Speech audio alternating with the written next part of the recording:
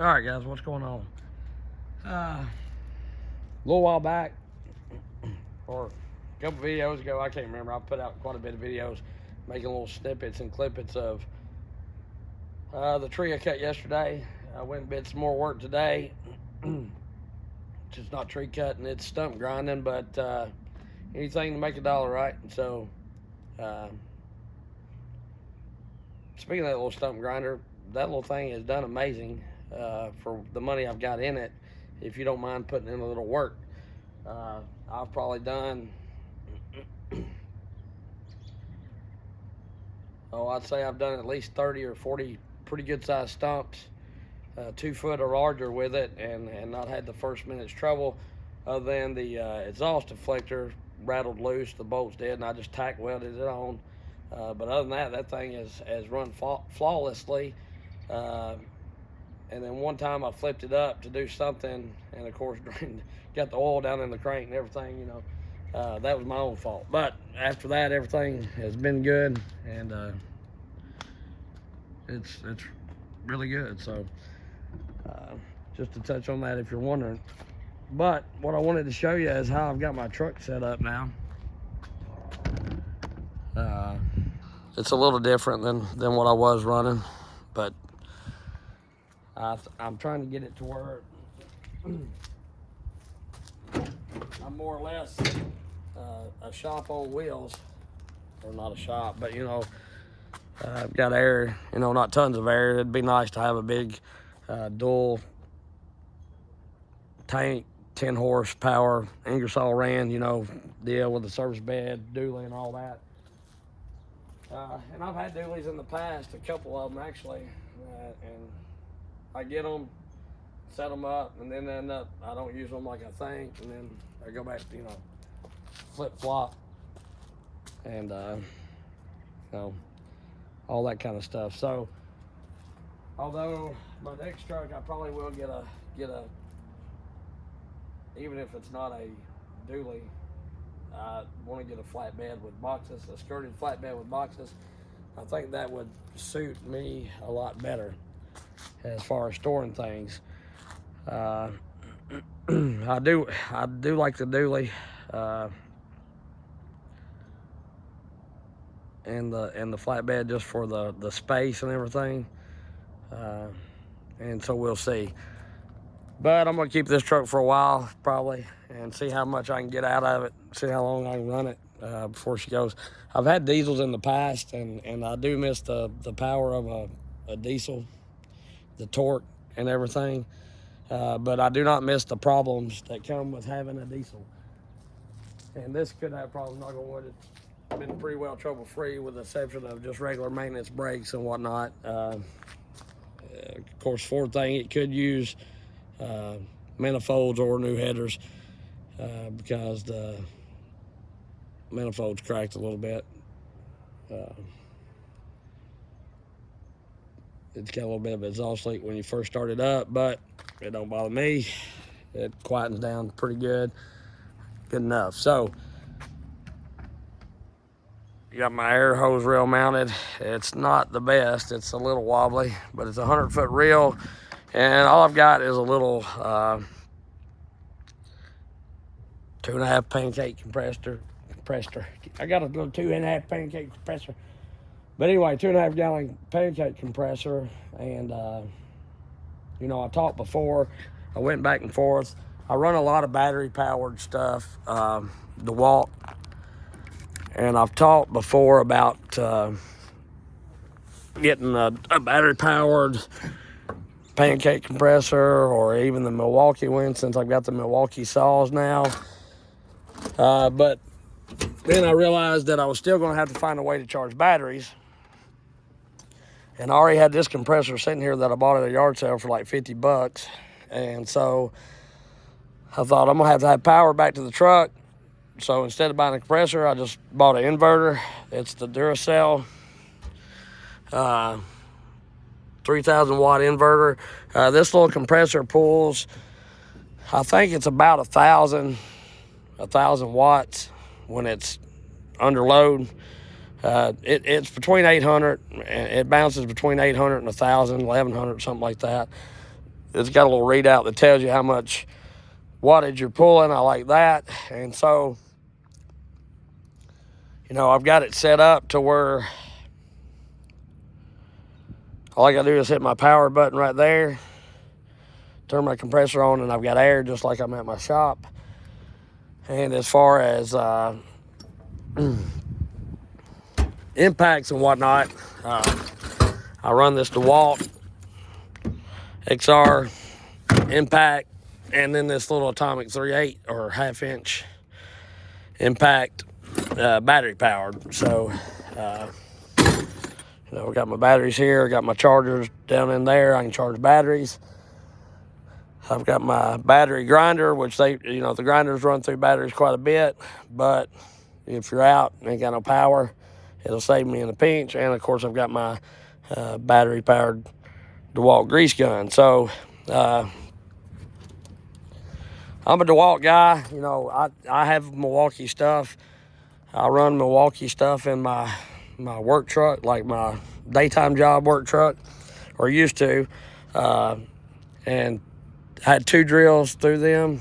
The impact drivers, or not the impact drivers, but the hammer drill, half-inch hammer drill, screw gun deal, and burnt 2 of them up drilling 8 holes. 4 holes, burnt one of them up, drilled 4 more holes, and it burnt the other one up. So, but I've been using DeWalt since the early 2000s, when DeWalt was about the only one putting out professional stuff, maybe other than Makita or somebody like that. But, you know, DeWalt is cheaper and it's just as good. So that's why I run DeWalt. Nothing against Milwaukee. They make pretty good stuff, but I think it's overpriced for what it is. And just about like anything now, you can get it battery powered. The only thing about DeWalt is the batteries do tend to, if they're out in the hot and cold, or if they get too hot or cold, they do tend to, you know, kill out a little prematurely, and or, you know, you'll have a hot cold pack flash delay on your battery charger. So that's what I've got running there. Oh, and the gray box, which I got binders, them going on the trailer, but when I unloaded logs the other day, I just threw them back here. This has been a journey, a 2-week journey, me trying to get my stuff rigged up. But this is a little floppy from that rail, but it's bolted on unless it bends the whole top of the bed over. I don't think it's going nowhere. It'll be good enough. But in this box, I've got all my cables, tongs, jacks, 20 or 30 ton jacks, a couple of them, some extra wedges, my throw line, my caution flags, stand things, tree work shit. And then here I just got jumper cables and oil and different little things of that nature. My gas, my climbing stuff, which I don't try to climb just terribly that much. I got to get back here and clean this up with the tractor. My tractor's still over there where I've been snaking logs. I got to finish up some stuff. I got tons of stuff to do. Just ain't got enough time to do it. So yeah, I got that inverter run. And this is the new Badland winch I was telling you about. I used it in one of my last tree cutting videos. I like the ranch hand bumpers. This was already on the truck.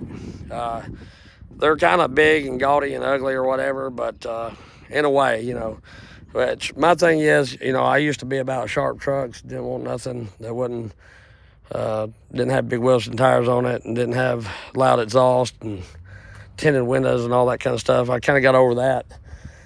Now I just want a work truck, something functional that works good, and I don't give a shit what it looks like. I want it to ride good, I want it to be quiet, and want it to do what I need it to do. This is a 2012. It's got 200 and, let's see how many miles she got on her. She's dirty. It's got 219,977, so 220,000 miles.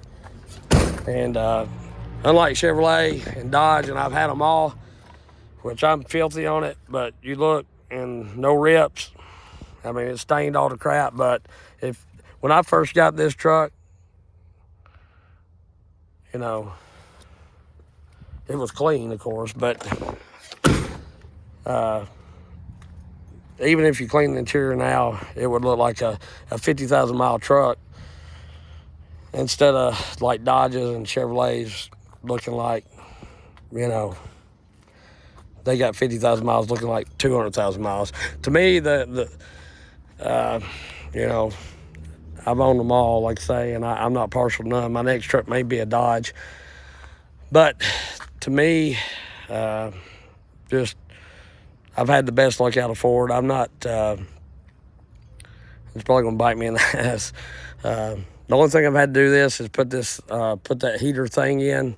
I made a little short about, you know, the whole fan motor blower went out. And Ford put it in a stupid spot for sure.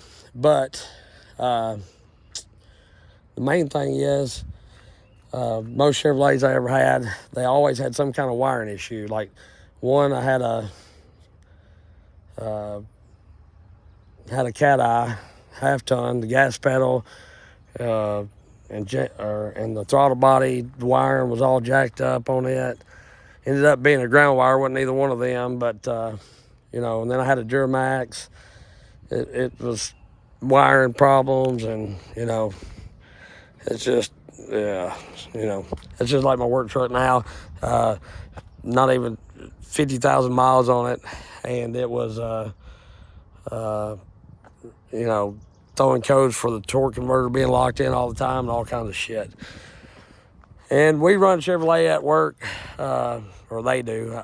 I drive them, but so I see a lot with Chevrolet, more so than Ford, because you know, all there is out there is Chevrolets, and they have quite a bit of transmission troubles from like 2010 up, 2012 up, and you know, so it just is what it is. I don't know much about Dodge other than the front ends.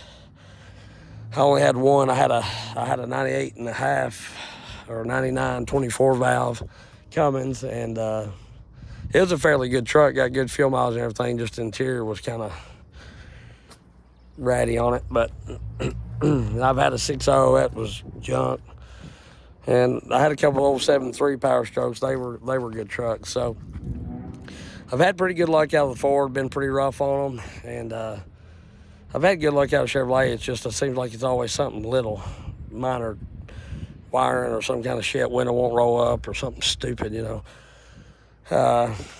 But as far as power and ride, the Chevrolet probably has got the best power and ride to me. I like the Cummins and the Dodge and all that. But as far as this 6.2 gas truck, I've been pretty tickled with it. You know, I've put a lot of money in diesels, and this one ain't done nothing but ever work for me. And that 07.3 Power Stroke I had, I'd haul enough logs with it that I'd have to lock it in four low to just get pulled out somewhere, and it never did lay down on me. So anyway, little talk there. But this winch here, this is the new Badland winch, $350 just for the winch, and then the stands like $70 or something like that, 75. But yesterday I pulled a tree with it. It paid for itself. And, you know, I like using this so much more because I got that wireless remote, and I can stand at the tree, cut and tighten, and see how it's moving, you know what I'm saying, instead of trying to have somebody hit the gas and go, or me cut it and sit there and hold it and all that, you know, especially on a tree like yesterday when it had a little bit of side lean and I was afraid it was going to break off because it was extremely dead. You know, it just makes a world of difference pulling with a winch or pulling with something stationary versus preloading or putting tension on after you get it cut. Being able to move that, you know what I'm saying? Like, you can preload it with a tractor or a truck and get plenty of pull on it, but that's where you're at if you're the only one doing it while you're cutting, you know what I'm saying? And if you're not, you got somebody else preloading it, you got to cut and then give them signals or walkie-talkie or yell or whatever, and hope they go and not lose any footing as they go. You know, truck starts spinning, truck or the trees start pulling the truck back for some odd reason or something like that. And I like running 2 winches. This is, like say, my 3rd or 4th one. This was the one I used to have on the front. It's a little different in design, of course. It still works good and everything. It's just it was getting to the point where the brakes start on the winch. You tighten them up, and they'll start inching it. You know, it would tighten up, but you tighten it real tight, and then it comes back an inch or two. You know, and I found once they start doing that, they just gradually get worse to eventually where they'll put tension on something, but they don't hold it as tight as like I want it to be held. And so that's why I went ahead and got a new one. I'll use this one for the backup, but that's why I like 2 winches. I've got that Duracell, I think it is. Here goes Marcus on his razor. But I got my Duracell power cable there, and I can run jumpers up to the battery, and then I can have that winch. Anywhere I got a battery and a reach hitch, I can have that winch there. Whether it be on my tractor, whether it be on my truck, whether it be on Marcus's truck or somebody else's truck, or whether I tie that thing around a tree, it does not matter. I can take that anywhere I want to take it. And so I like having that set up. And yes, all this stuff costs money. But when I first started out doing tree work or whatever, I didn't have a tractor. All I had was a couple winches and a trailer. And, you know, you can get it done.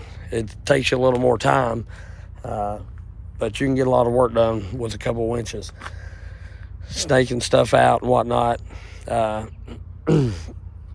So yeah, that's kind of how I got my truck set up now, and I just wanted to let y'all know what I've been up to. I'm trying to get over the weather here.